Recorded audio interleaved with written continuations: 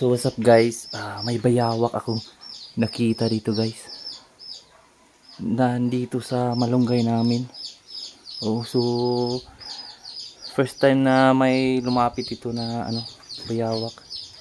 Ayan siya oh. Yung ulo niya. Yan. So tumakbo siya dito. Yan oh. Ulo niya. Yan ang ulo niya. Ang laking bayawak guys. So paano ba to? Babarilin ba natin to or di ko alam kung bakit napunta dito sa bahay itong bayawak na to. Kasi yun nga, wala naman talagang bayawak dito. Habang gumagawa kasi ako ng laruan natin, yung condor natin, tinapos ko kasi. Yan. Na ko dito sa may ibunan ko may tumakbong bayawak. So yan, babarilin natin. So kuha muna tayo ng bala. Yan. Bayawak. So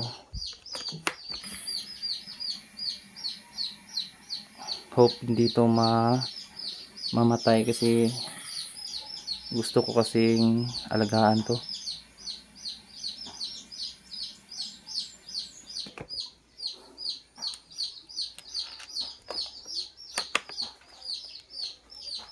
Ito siya guys oh. Yung ulo niya, ulo lang yung pinakita niya.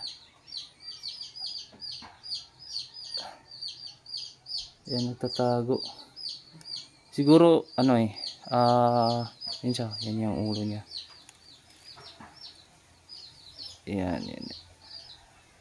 Yan.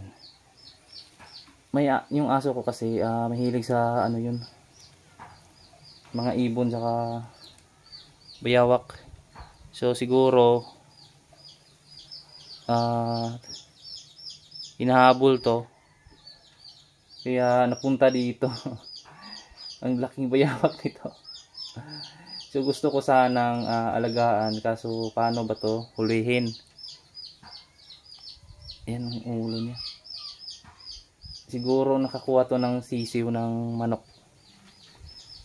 First time to ditong na So hope hindi siya mapuruhan. Yan siya oh. Ulo niya. Yan yung ulo niya. Yan. So hope hindi siya talagang mamatay. Sayang kasi pag to kawawa din pag paano ba to?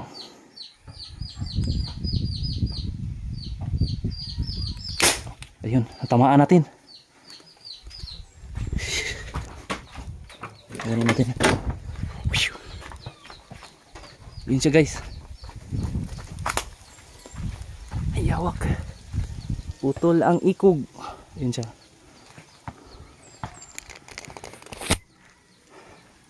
Yun siya guys.